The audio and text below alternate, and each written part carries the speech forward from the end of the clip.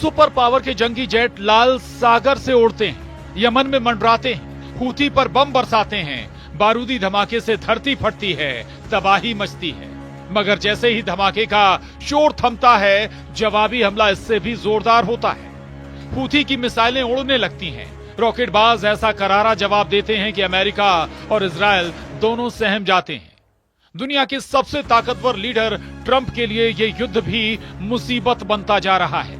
Trump को एक बार फिर से ईरान ने जोर का झटका दिया है।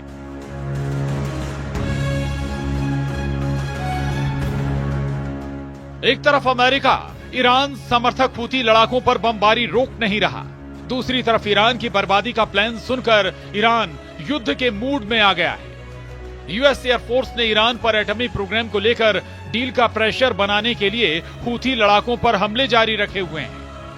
अमेरिकी सेना की सेंट्रल कमांड ने यमन की राजधानी सना पर हवाई हमले का वीडियो रिलीज किया है। मीडिया रिपोर्ट्स के मुताबिक अमेरिकी हमले में 69 लड़ाके मारे गए। ट्रंप ने नेतन्याहू से मुलाकात में साफ किया है कि ईरान अब बेहद खतरनाक हो चुका है। अगर ईरान ने एटमी डील नहीं की तो हालात परमाणु युद्ध तक के बन सकते हैं, जिसके बाद ईरान ही नहीं खाड़ी के कई मुल्क खाक में मिल सकते हैं। ट्रंप ने दावा किया है कि ईरान को एटमी डील के लिए वो मजबूर कर देंगे।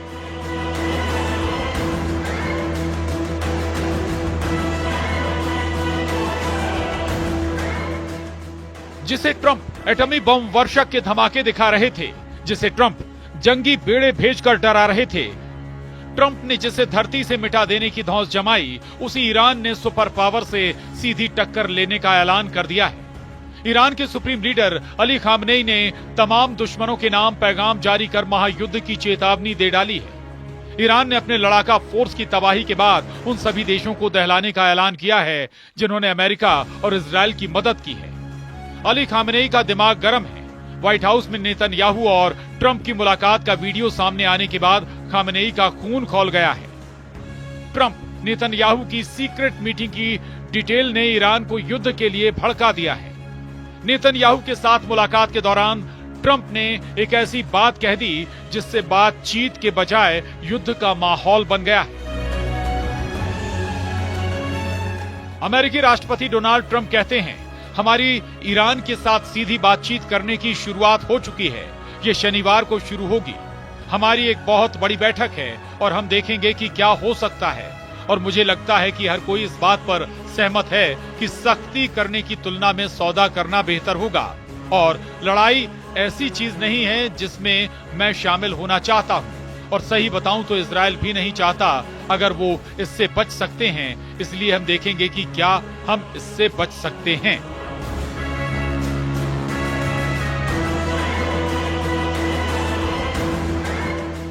दरअसल ट्रंप ने क्लियर कट कहा है कि ईरान को किसी भी कीमत पर एटम बम नहीं बनाने दिए जाएंगे, जबकि ईरान है कि परमाणु हथियारों के कारखाने बंद नहीं कर रहा। ईरान न्यूक्लियर प्रोग्राम पर ट्रंप से बातचीत के लिए भी अपनी शर्तों पर तैयार हुआ है।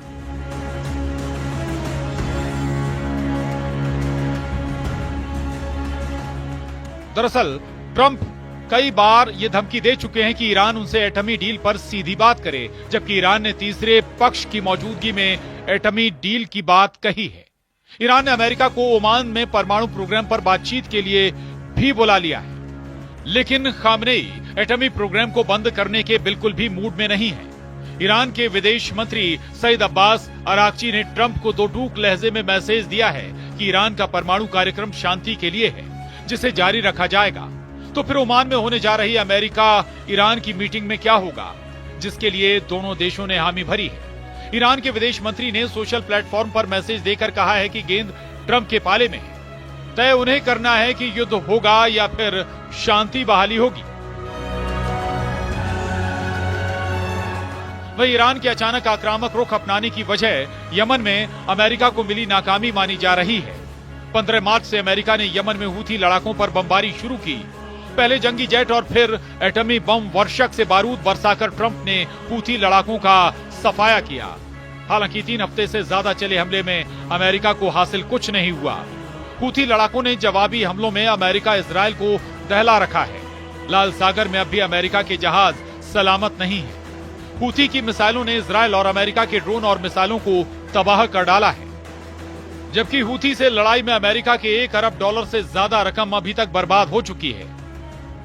वहीं अमेरिका ने हूथी के खिलाफ ऑपरेशन में अपने 6 परमाणु बम, वर्षक और 2 जंगी बेड़े लगा रखे हैं। तो वहीं अमेरिका दावा कर रहा है कि अब तक हूथी के 80 टॉप कमांडर मारे जा चुके हैं। वहीं हालांकि हकीकत में अब तक Houthi chief Abdul Malik Houthi को अमेरिका छू तक नहीं पाया है। तो हूथी चीफ की बात तो दूर है, सुपर पावर के हाथ अब तक हूथी प्रवक्ता याह्या सिर्री भी नहीं लगा है। असलियत में अमेरिका को हवाई हमले में कुछ खास कामयाबी नहीं मिली है, जिसे देखते हुए ईरान भी अटैक मोड में आ चुका है। सुप्रीम लीडर अली खामेनेई ने तो अमेरिका से दोस्ती निभाने वाले 7 मुसलमान देशों के लिए धमकी भरा पैगाम भेज दिया है। एक रिपोर्ट की माने तो ईरान ने इराक, कुवैत, संयुक्त अरब अमीरात, कतर, तुर्की और बहरीन को संदेश भेज दिया है। ईरान ने कहा है कि अगर ये देश अमेरिका को अपनी जमीन या हवाई क्षेत्र इस्तेमाल करने की इजाजत देते हैं तो ईरान इसे अपने खिलाफ युद्ध मानेगा। खामनेई के मैसेज से यह भी साफ है कि ईरान युद्ध के लिए तैयार हो चुका है। पड़ोसी देशों ने अमेरिका की मदद नहीं की तो ईरान सुपर पावर को युद्ध हरा भी सकता है। जबकि खामनेई अच्छी तरह जानते हैं कि तुर्की को छोड़ सभी देश अमेरिका के पक्के दोस्त हैं, लेकिन एर्दोआन वो लीडर हैं जहां फायदा दिखेगा उसी खेमे में खड़े दिखेंगे। इसलिए ईरान ने तुर्की को पहले ही वार्निंग दे दी है। मगर संयुक्त सेनाओं के आगे ईरान कैसे टिकेगा? ईरान की सीक्रेट पावर क्या है? नेतन्याहू ने जो प्लान ट्रंप को सुझाया है, अगर वो लागू हुआ तो ईरान को भारी नुकसान हो सकता है। नेतन्याहू ने ईरान पर लीबिया मॉडल लगाने का आइडिया ट्रंप को दिया है। वहीं लीबिया ने साल 2003 में अपने एटॉमिक प्रोग्राम खत्म कर दिए थे। लीबिया के न्यूक्लियर उपकरणों को दूसरे देश में भेज दिया गया था और असल में लीबिया के न्यूक्लियर प्रोग्राम की शुरुआत होती उससे पहले ही तालाबंदी करवा दी गई थी। वहीं ईरान एटम बम बनाने के लिए कई सालों से जी तोड़ लगा हुआ है। ईरान ने अंडरग्राउंड एटमी तहखाने बना रखे हैं। ईरान के कई एटमी साइटें अभी दुनिया को पता तक नहीं है। ऐसे में लीबिया मॉडल से ईरान पर कंट्रोल करके भी सिक्योरिटी की गारंटी नहीं है। शायद यही वजह है कि ट्रंप अब ईरान का न्यूक्लियर प्रोग्राम तबाह कर सकते हैं। ट्रंप ने नेतन्याहू का जिस स्टाइल में वेलकम किया उससे ये सिग्नल मिला है।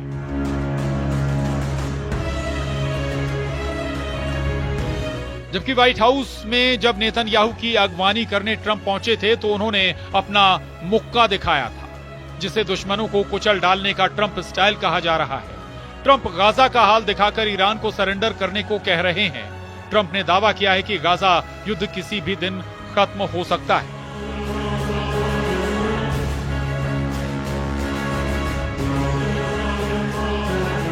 डोनाल्ड ट्रंप कहते हैं, मैं गाजा युद्ध का अंत चाहता हूं। मुझे लगता है कि ये दिन ज्यादा दूर नहीं। बंधक संकट अभी भी है, जिन्हें बाहर निकालने की कोशिश जारी है। हमने बहुत से बंधकों को निकाला है, लेकिन इसमें समय लगेगा। बहुत लंबा इंतजार नहीं करना होगा। हालांकि ये देखने वाली बात होगी ये युद्ध कब तक रुकता है और क्या वाकई डोनाल्ड ट्रंप अपने मकसद में कामयाब हो पाते हैं। Bureau report, news 18।